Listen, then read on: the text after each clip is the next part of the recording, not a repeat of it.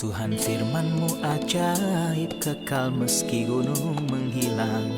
Tiada huruf yang gagal, tak terpatahkan sia-sia. Hidup seperti-Mu ya Allah, lebih dari emas. Aku bersaksi kitab-Mu, kitab yang suci. Terdengarkan firman-Mu, hibur hati yang luka. Terangilah langkahku kemanapun ku pergi. Biarkanlah firman-Mu berkuasa atasku. Ubahkanku, bebaskanku, ku mau menyenangkan-Mu. Tuhan firman-Mu ajaib, kekal meski dunia. Ubah dan bebaskan aku, mau menyenangkan-Mu.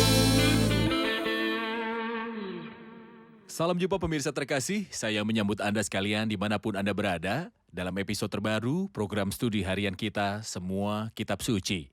Kita masih mempelajari kitab Nehemia, salah satu kitab sejarah yang ada dalam perjanjian lama, dan kita telah mencapai pasal 7. Saya mendorong Anda untuk menyiapkan Alkitab Anda dan mengumpulkan keluarga Anda supaya kita bisa belajar firman Tuhan bersama. Di awal episode, izinkan saya untuk menyambut para tamu kehormatan di studio, para hamba Tuhan. Saudara Nehemia Nathan, selamat datang. Selamat datang. Saudara Ishak Elia, selamat datang. Selamat datang. Juga para hadirin yang telah bergabung di studio, selamat datang. Kami terbiasa membaca beberapa surat pemirsa setiap hari Senin. Kami telah menerima surat berupa puisi dari yang terkasih Dr. Fahri Wahbah dari Suez, Mesir. Dia mengatakan beberapa kata tentang kitab Nehemia dan ditulis dalam bentuk puisi yang berkata, Nehemia, engkau pekerja keras, engkau telah membangun tembok besar. Engkau ditempatkan di Syusan dan hatimu ada di Yerusalem. Engkau memberi raja minuman untuk membuat mereka bahagia, sementara hatimu sakit dan menderita. Engkau bertanya tentang keadaan tanah. Apakah engkau peduli dengan orang-orangnya? Dan ketika dia mendengar berita itu, hatinya hancur. Orang-orang berada dalam kejahatan besar, dan tembok itu menjadi reruntuhan. Tidak ada pintu untuk melindungi orang-orang yang tinggal di sana dan tidak ada tembok untuk melindungi orang-orang yang hidup damai. Pada hari Sabat para pedagang datang dan mereka membawa barang-barang mereka. Mereka mencemarkan hari Sabat dan orang-orang berada dalam kejahatan dan rasa malu yang besar. Mereka bercampur dan menikah dengan semua orang. Ya Tuhan, Engkau adalah dirimu di surgamu, berikanku bantuan dari atas. Aku mencari wajah-Mu, bimbinglah aku untuk melakukan apa yang menyenangkan-Mu. Dan berilah hamba-Mu ini hikmat. Jauhlah darimu bahwa engkau mengecewakan. Perkataan yang kuat. Terima kasih yang terkasih, Dr. Fahri. Kami menunggu lebih banyak puisi yang indah ini berikutnya.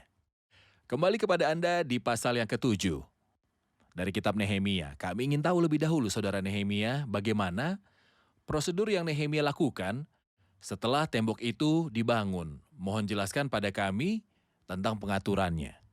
Pasal 7 dimulai dengan perkataan ini. Setelah tembok selesai dibangun, aku memasang pintu-pintu, lalu diangkatlah penunggu-penunggu pintu gerbang, para penyanyi dan orang-orang Lewi. Ini memberi gambaran kepada kita bahwa pekerjaan tidak ada habisnya. Jadi tidak ada waktu dalam pelayan Tuhan, seseorang dapat menjangkau dan berkata, cukup, saya sudah selesai. Atau dalam ketekunan hidup. Sebaliknya pekerjaan harus terus berjalan, tujuannya bukan untuk membangun tembok dan gerbang itu sendiri. Tapi fungsi tembok dan gerbangnya yaitu untuk perlindungan, memeriksa apa yang terjadi di dalam dan di luar, dan melindungi orang-orang yang tinggal di Yerusalem. Nehemia melakukan ini setelah dia membangun tembok dan meninggikan pintu. Dia mengangkat penjaga pintu untuk berjaga dan tugas mereka tidaklah mudah. Mereka berjaga selama 24 jam sehari agar mereka dapat menjaga tembok dan gerbangnya dan juga melapor ke kota jika ada serangan yang sifatnya mendadak dan seterusnya. Ini akan kita temukan dalam surat Efesus pasal yang ke-6. Ini adalah aplikasi spiritual. Ya, ketika dia berbicara tentang senjata Tuhan yang sempurna. Kita membaca supaya kamu dapat mengadakan perlawanan pada hari yang jahat. Berbicara tentang mengadakan perlawanan, setelah bekerja ada kemantapan. Sebenarnya orang beriman ada dalam bahaya besar jika berdiam diri saja. Kita rentan sehingga Tuhan memakai kita dalam pelayanan atau setelah kita memperoleh beberapa kemajuan spiritual Atau yang lain kita cenderung merasa kendur, saya ingin rehat dan sebagainya. Inilah titik di mana musuh menyerang. Dalam Efesus 6 kita membaca sesudah kamu menyelesaikan segala sesuatu. Jadi berdirilah tegap, berikat pinggangkan kebenaran. Ini yang Nehemia lakukan. Jadi selama kita masih hidup, kita sedang jatuh cinta dan bekerja, Ya, waktunya akan tiba ketika kita akan bersantai dari cinta dan bekerja ketika Tuhan datang. benar. Saudara Ishak di ayat pertama pasal 7, setelah tembok selesai dibangun, aku memasang pintu-pintu, lalu diangkatlah penunggu-penunggu pintu gerbang, para penyanyi, dan orang-orang Lewi. Pengawasan atas Yerusalem aku serahkan kepada Hanani, saudaraku, dan kepada Hananya Panglima Benteng, karena dia seorang yang dapat dipercaya dan yang takut akan Allah lebih daripada orang-orang lain. Di sini penulis menyebut beberapa kelompok orang seperti penunggu gerbang, penyanyi, dan orang Lewi. Saya ingin komentar Anda tentang orang-orang ini. Urutan mereka penting dan mereka penting. Penunggu gerbang adalah orang-orang yang berdiri di depan gerbang untuk memeriksa siapa yang masuk. Dapatkah dia membuktikan silsilahnya bahwa dia berasal dari umat Tuhan atau tidak? Tepat setelah itu datanglah para penyanyi yang akan memuji dan kemudian orang-orang Lewi yang akan melayani. Padahal dari aspek spiritual, ini adalah sesuatu yang sangat penting. Jika tidak ada perhatian sungguh-sungguh untuk menguatkan para penunggu gerbang secara rohani di tengah-tengah gereja Tuhan hari ini, tidak ada pujian yang dapat dinyanyikan di tengah-tengah umat Allah. Kitab Nehemia mengirimkan pesan yang sangat penting kepada kita. Kitab Nehemia yang dimulai dengan tangisan dan kesedihan yang luar biasa di pasal 1, kita akan lihat di pasal yang akan datang, pasal 8, suatu sukacita yang besar. Bagaimana keadaan bisa berubah dari keadaan sangat sedih menjadi keadaan yang sangat gembira. Saat pertobatan terjadi dan saat kita kembali ke Alkitab dan menghormati perintah Allah di rumahnya. Inilah yang membawa sukacita. Dia tidak memberitahu kita bahwa para penyanyi datang sebelum penunggu gerbang di sini. Tapi penunggu gerbang datang lebih dahulu dan kemudian para penyanyi. Jika ada perhatian yang sungguh-sungguh terhadap umat Allah dan gereja Allah, hasilnya akan ada sukacita yang akan diungkapkan dalam ibadah. Tetapi jika status spiritual saya pada tingkat individu hancur, dan saya mengadakan ibadah kebangunan rohani, atau jika kondisi gereja terdegradasi dan mencoba untuk menutupi hal ini, dan mencoba membuat ibadah kebangunan rohani, pujian dihargai, itu adalah ibadah. Itu adalah korban yang kita persembahkan kepada Tuhan, tapi itu harus teratur. Kegembiraan sejati yang mengungkapkan pujian sejati didasarkan pada kesalehan dan Jadi ketepatan penunggu waktu. gerbang datang sebelum penyanyi. Tepat. Dan apakah penyanyi? Kita baca tentang mereka di mana? Di pasal berapa kita sekarang? Kita berada di pasal 7. Kita belum baca tentang para penyembah di 6 pasal. Tidak ada sama sekali tentang penyanyi di 6 pasal terakhir. Belum waktunya untuk itu. Belum waktunya untuk itu. Kebangunan rohani tidak dimulai dengan pujian. Dan pujian itu sendiri tidak membawa kebangunan rohani. Jadi Anda mengatakan bahwa penunggu gerbang adalah nomor 1 dan merekalah yang mengontrol gerbang pemantauan. Anda mengatakan bahwa ada penyanyi yang memuji di rumah Tuhan dan aplikasi praktis. Dan spiritual bagi kita adalah bahwa ketegasan harus didahulukan. Kita harus memperbaiki kondisi kita sebelum mulai bernyanyi. Inilah yang akan memberi kita nyanyian murni yang tanpa cacat. Lalu apa maksud dari orang Lewi? Orang Lewi adalah orang-orang yang melayani segala macam pelayanan di rumah Tuhan. Dan jelas ada banyak pekerjaan yang terbengkalai. Seperti yang telah kita sampaikan beberapa waktu yang lalu. Bahwa pekerjaan memiliki tujuan yang terus berlanjut. Dalam rumah Tuhan dan dalam ibadah dan dalam pelayanan. Jadi ada banyak hal yang perlu dirapikan dalam rumah ini. Saya juga ingin mengatakan bahwa ini memiliki peran dalam ibadah itu sendiri. Bisa dilakukan dengan benar dan bila ada penghormatan sepatutnya kepada Tuhan di dalam. Ini mudahkan orang tersebut beridentifikasi musuh-musuhnya dan membuatnya lebih mudah untuk menang atas musuh-musuh di luar. Jadi ini adalah proses yang lengkap seperti yang kita pahami sekarang dari saudara Nehemia. Nyatanya persoalannya bukanlah persoalan marilah kita membangun tembok lalu tugas selesai. Tujuannya bukan membangun tembok, tujuannya adalah membantu orang-orang mencapai status ideal yang memuaskan hati Tuhan. Di mana Benar, mereka adalah benar. saksi yang benar. Terima kasih, kita rehat sejenak dan kembali untuk menjawab pertanyaan hadirin. Pemirsa terkasih, kami akan segera kembali setelah rehat. Sebagai tubuh Kristus, saya tidak dapat hidup tanpanya. Saling menyemangati, saling membantu dalam keadaan sulit. Mereka saudara sejatiku yang dekat denganku. Mereka adalah saudara sejatiku yang dekat denganku. Mereka adalah orang-orang yang mendukung saya, orang-orang yang benar-benar menyemangati saya. Mereka adalah orang-orang yang sangat berarti bagi kehidupan saya selama ini.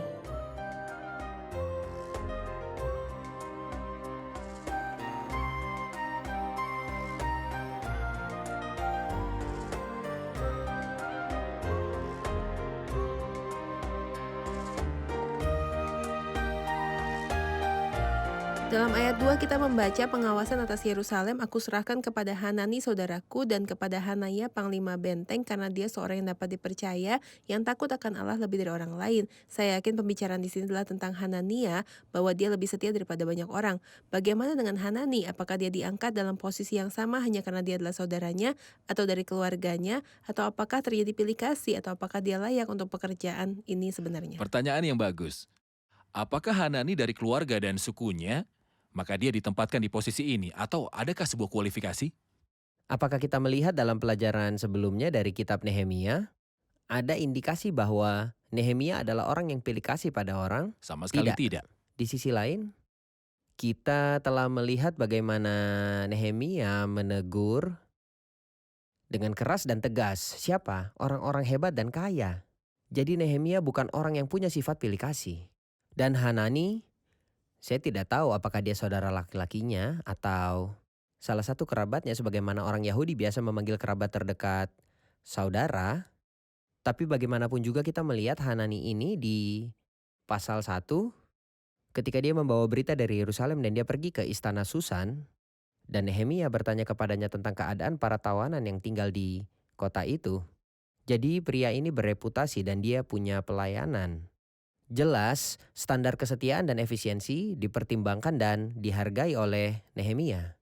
Dan buktinya dia berkata kepada Hananya, panglima benteng di Yerusalem. Mengapa? Karena dia seorang yang dapat dipercaya dan yang takut akan Allah lebih daripada orang-orang lain. Ini standarnya. Bahwa Nehemia berlaku menurut ini. Sebenarnya, Jika Anda berkenan, maaf Saudara Nehemia jika saya mendapat peringatan dari Anda untuk setiap orang yang berada dalam posisi kepemimpinan di gereja, terjebak antara kasus warisan dan penipuan, bahwa beberapa orang memilih seseorang karena mereka adalah kerabat ataupun teman mereka dipilih melakukan tugas gereja atau kepemimpinan beberapa komite atau tanggung jawab dari gereja, hanya karena dia adalah kerabat ataupun kenalannya. Apakah keseriusan masalah ini di hadapan Allah dan umat Allah? tentu saja hal seperti ini tidak pernah dapat diselaraskan dengan standar Tuhan. Bagi Tuhan kesetiaan dan kesalehan adalah yang utama. Dan orang yang beriman dan saleh dilatih Tuhan untuk posisi yang akan dia tempati dan pelayanan yang akan dia ambil alih. Dalam 2 Timotius pasal 2, Paulus memerintahkan muridnya Timotius dan memberitahu dia hal berikut. Dan hal-hal yang telah Anda dengar dari saya di antara banyak saksi. Serahkan ini kepada orang-orang setia yang akan mampu mengajar orang lain juga. Ini adalah standar yang harus dipatuhi dalam gereja Tuhan. Bagus sekali. Saudara Isa, ketika kita masuk ke ayat 3, kita menemukan sebuah perintah yang Nehemia berikan kepada Hanani dan Hanania, katanya, "Berkatalah aku kepada mereka, pintu-pintu gerbang Yerusalem jangan dibuka sampai matahari panas terik. Dan pintu-pintunya harus ditutup dan dipalangi, sementara orang masih bertugas di tempatnya. Tempatkanlah penjaga-penjaga di antara penduduk Yerusalem, masing-masing pada tempat-tempat penjagaan dan di depan rumahnya." Mengapa dia memerintahkan mereka untuk tidak membuka pintu sampai matahari terik di tengah hari? Diketahui bahwa pintu akan tetap terkunci sepanjang malam dan akan mulai terbuka saat matahari terbit, misalnya, sehingga siapa saja boleh masuk. Tapi dia ekstra hati-hati. Ia berkata, tidak, kami ingin cahaya menjadi sangat kuat sehingga semuanya terlihat seperti ada ungkapan tengah hari bolong, artinya matahari paling cerah. Sebenarnya iblis suka bekerja di malam hari. Dan Alkitab memberitahu kita untuk waspada. Lawan musuh iblis berjalan berkeliling sama seperti singa yang mengaum-ngaum dan mencari orang yang dapat ditelannya. Kita harus terus mengawasi. Terutama ketika kita tahu bahwa pekerjaan penunggu gerbang adalah untuk menjaga apa yang masuk, pemeriksaan pastoral, dan kesalehan yang terperinci. Adalah pekerjaan para penjaga dan penjaga yang adalah para gembala di gereja Tuhan. Mereka harus menunggu sampai mereka benar-benar memastikan orang yang masuk dan meminta. Misalnya untuk bergabung dengan kemitraan gerejawi dalam segala aspeknya. Mereka harus menunggu bukan untuk matahari terbit, bukan untuk cahaya redup, tapi menunggu sesuatu yang sejelas matahari dan memastikan silsilahnya. Saat itu mereka akan berkata, silakan masuk. Karena mereka sangat berhati-hati pada tahap itu. Di belakangnya adalah Nehemia dan instruksi Nehemia bahwa kita tidak ingin siapapun masuk kecuali dia adalah salah satu dari umat Allah. Mengapa kita membangun tembok dan gerbang? Semua upaya yang kita lakukan ini, mengapa? Benar, saya ingat ketika Anda berbicara bahwa Simon dalam kitab Kisah Para Rasul percaya dan dia dibaptis. Dan kemungkinan besar semuanya tidak jelas menurut apa yang Anda katakan. Matahari tidak cukup cerah. Jadi dia masuk dengan mereka yang masuk, tapi sida-sida Ethiopia ketika dia meminta kepada Filipus untuk dibaptis katanya kepadanya, jika kamu percaya. Jadi ketika ada sesuatu yang jelas, cahaya yang jelas, kita bisa membedakan apakah hal ini asli ataupun tidak asli. Semoga Tuhan kita memberi kita kebijaksanaan, kemampuan membedakan sehingga kita mengandalkan Tuhan dalam hal ini bukan pada kebijaksanaan atau wawasan kita. Benar sekali. Saudara Nehemia, mulai dari ayat 5 ada daftar orang-orang yang kembali dan mungkin di kitab Ezra ada daftar yang mirip dengan yang ini. Tapi ada banyak nama, daftar banyak sekali nama. Pertanyaan saya, mengapa daftar yang sama diulangi di kitab Ezra dan di sini? Apa tujuan Alkitab menulis begitu banyak nama seperti itu? Memang benar dalam ayat 5 dikatakan, maka Allahku memberikan dalam hatiku rencana untuk mengumpulkan para pemuka, para penguasa, dan rakyat supaya mereka dicatat dalam silsilah. Lalu kudapati daftar silsilah orang-orang yang lebih dahulu berangkat pulang. Dalam daftar itu kudapati tertulis, inilah orang-orang dari Yehuda yang berangkat pulang dari pembuangan, yakni para tawanan yang dahulu diangkut oleh Nebukadnezar, Raja Babel, dan yang kembali ke Yerusalem dan ke Yehuda masing-masing ke kotanya. Umat Tuhan benar-benar sangat berharga di hatinya, dan Tuhan tidak pernah bosan menyebutkannya. Tuhan berkata, aku telah memanggil engkau dengan Nama mereka. namamu. Kau ini kepunyaanku. Dan mungkin seperti sebelumnya saya katakan, bahwa Tuhan membuat tanda bagi orang-orang saleh yang takut akan namanya. Dan dia meletakkan di hadapannya sebuah kitab peringatan dan membuat tanda bagi orang-orang beriman dan pelayanan mereka. Tertulis dalam Mazmur 112, orang benar itu akan diingat selama-lamanya. Jadi kita tidak akan pernah terkejut bahwa orang yang saleh sangat dihargai di hati Tuhan. Dan mereka mendapat bagian dalam kitab kehidupan di hadapan Tuhan. Jadi mengulangi daftar itu memastikan bahwa Tuhan mengenal mereka dan melihat mereka satu demi satu. Ya, Terima kasih, kita rehat sejenak dan kembali untuk menjawab pertanyaan hadirin. Pemirsa terkasih, kami akan segera kembali setelah rehat. Urim dan Tumim adalah dua kata Ibrani yang berarti cahaya dan kesempurnaan. Nama-nama ini biasanya disebut secara bersama-sama meskipun kata Urim disebutkan 2 kali saja. Mungkin mereka menunjuk pada 2 hal yang sangat kecil. Mungkin 2 batu yang disimpan dalam penutup dada imam besar. Imam besar akan menggunakan Urim dan Tumim untuk mengetahui kehendak Tuhan dalam masalah imamat atau dalam masalah politik dan nasional. Kedua kata itu disebutkan dalam kedua terjemahan, Septuaginta dan terjemahan Yunani, serta Vulgata terjemahan Latin.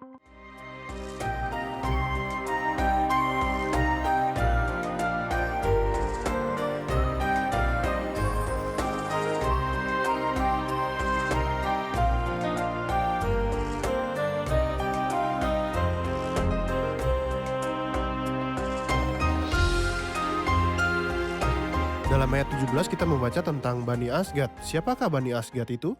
Lalu pertanyaan lain, di ayat 64 ada orang yang mencari nama nenek moyangnya dan tidak ketemu. Jadi mereka disingkirkan dari imamat. Mengapa demikian? Pertanyaan penting, silakan. Jelas bahwa Asgad adalah salah satu orang dibawa ke pengasingan Pasalilonia dan selama 70 tahun dia memiliki anak, tapi anak laki-laki Asgad di ayat 17 ada 2.322 di seluruh pembuangan secara keseluruhan. Menjadi sebuah suku. Seluruh suku ini berhasil dalam membuktikan silsilahnya kepada Asgad. Jadi selamat datang, masuklah. Dan ini menunjukkan kepada kita penerapan spiritual atau ide spiritual. Bahwa orang yang tahu bahwa ia milik keluarga Allah, milik Allah. Melalui iman yang benar dan hubungan yang benar. Tahu bagaimana membuktikannya. Dia tahu bagaimana membuktikan silsilahnya. Dalam 1 Yohanes kita menemui setidaknya 8 bukti dan potongan yang jelas tentang seseorang yang dilahirkan dari Tuhan. Misalnya dia mencintai kebenaran dan membenci dosa. Dia mencintai saudara-saudara, dia mencintai orang-orang beriman. Baginya dosa adalah pengecualian dalam hidupnya. Dia tidak berbuat dosa. Ketika saya melihat prinsip-prinsip ini, dalam hidup saya harus yakin bahwa saya adalah orang percaya dan saya mengundang pemirsa yang terkasih untuk memeriksa dirinya sendiri. Mengenai masalah ini, dapatkah dia membuktikan silsilah rohaninya bahwa dia adalah salah satu dari umat Allah? Bisakah dia yakin dan mengatakan bahwa saya adalah salah satu dari anak-anak Tuhan? Ini poin pertama. Indikasi kedua, di pertanyaan kedua, orang-orang yang tidak mampu untuk membuktikan garis keturunan mereka. Mereka dihina dari imamat, mereka tidak dapat memasuki imamat. Kalau ada yang tidak bisa membuktikan, ini kebalikannya. Ada yang bilang, surat Yakobus dalam perjanjian baru mengatakan jika seorang berkata bahwa dia memiliki keyakinan, oke, tunjukkan Ini adalah padaku. penipu. Ini penipu. Buktikan, biarlah perbuatanmu menjadi perbuatan iman. Yang buktikan keaslian iman Anda, tunjukkan pada kami. Silsilah rohani Anda, bisa katakan afiliasi sejati Anda dengan keluarga Allah, keluarga iman melalui pekerjaan dan kebenaran, bukan hanya melalui kata dan Bagus lidah. sekali. Ada pertanyaan? Silakan. Dalam ayat 2 kita melihat bahwa ketika Nehemia memilih menunjuk pemimpin benteng, dia berkata karena dia seorang yang dapat dipercaya dan yang takut akan Allah lebih daripada orang-orang lain. Pertanyaannya, dalam kehidupan sehari-hari saat ingin menunjuk seseorang dalam pekerjaan tertentu, apakah ini cukup atau haruskah ada kecakapan lain selain kesetiaan? Ya, lantas cukup setia atau harus efisien dan mumpuni?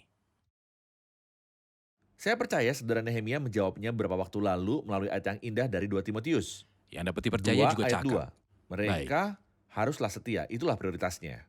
Tetapi untuk cakap, ini penting. Tetapi ini menjadi nomor 2. Benar, jadi pertama kita harus bisa dipercaya dalam pelayanan. Dia bisa saja cakap tetapi tidak bisa dipercaya.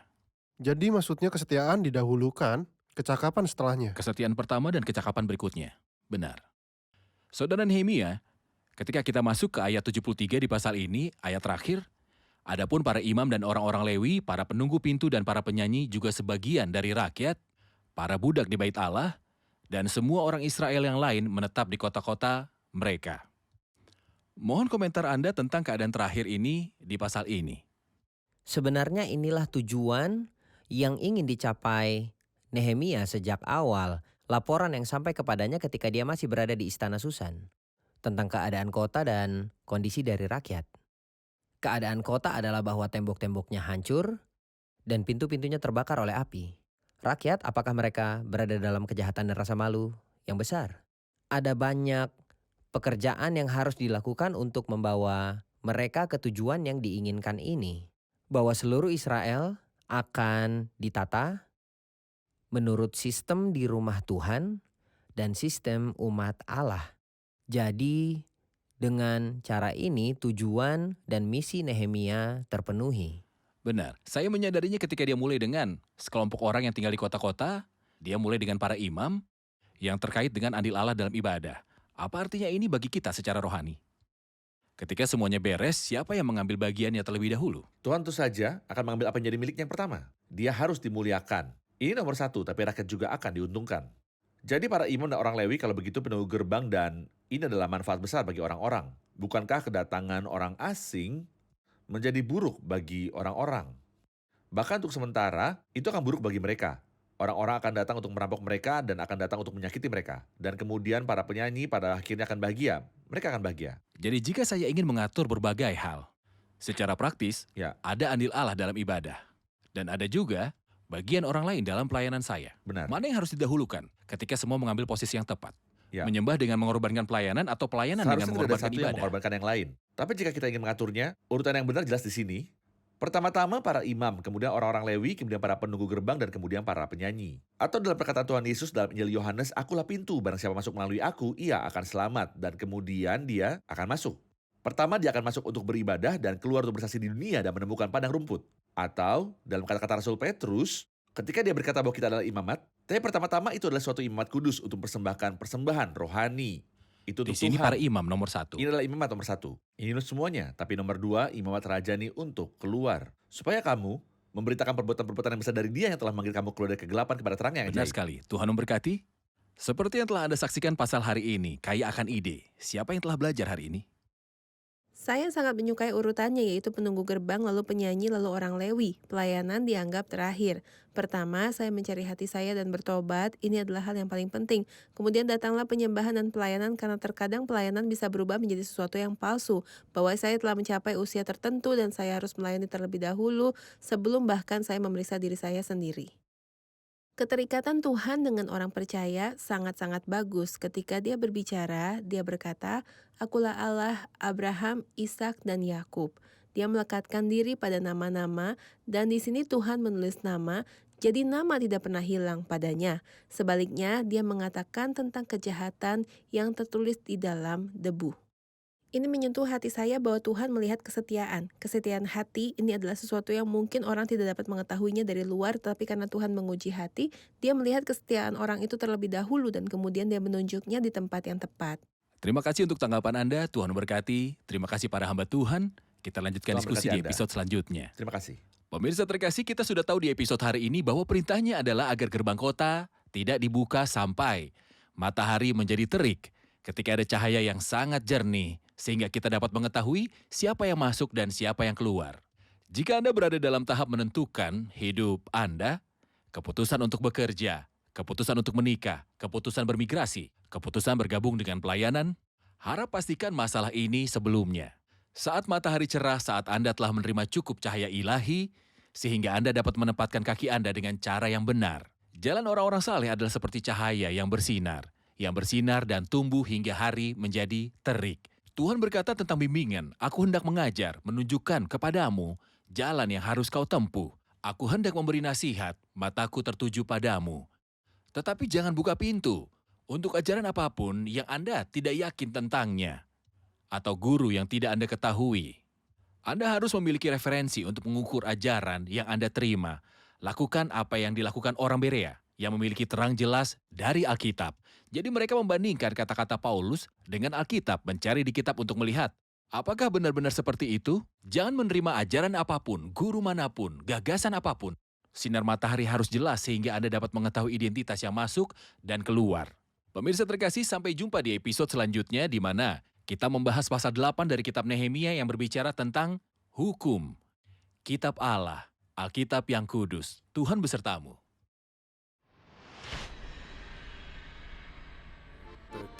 عليك ألتجئ إليك فلا أخاف لا فراحتي لديك أتكل عليك ألتجئ إليك فلا أخاف لا فراحتي لديك أنا صغيرك طفلك وابنك المدلل ومن شبابي إلى مشيبي على كتفيك أحمل أنا صغيرك طفلك وابنك المدلل ومن شبابي إلى مشيبي على كتفيك أحمل إيماني أنت وهبته ماضي أنت غفرته إيماني أنت وهبته ماضي أنت غفرته ولي بيت جميل بسمائك صنعته وضمنته لي ضمنته وضمنته.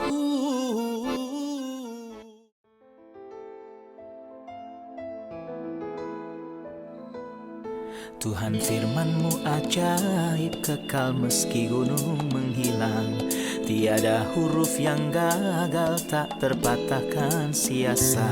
Hidup seperti-Mu ya Allah, lebih dari emas. Aku bersaksi kitab-Mu, kitab yang suci. Mendengarkan firman-Mu, hibur hati yang luka. Terangilah langkahku kemanapun ku pergi. Biarkanlah firman-Mu berkuasa atasku. Ubahkanku, bebaskanku, ku mau menyenangkan-Mu. Tuhan firman-Mu ajaib, ubah dan bebaskan aku.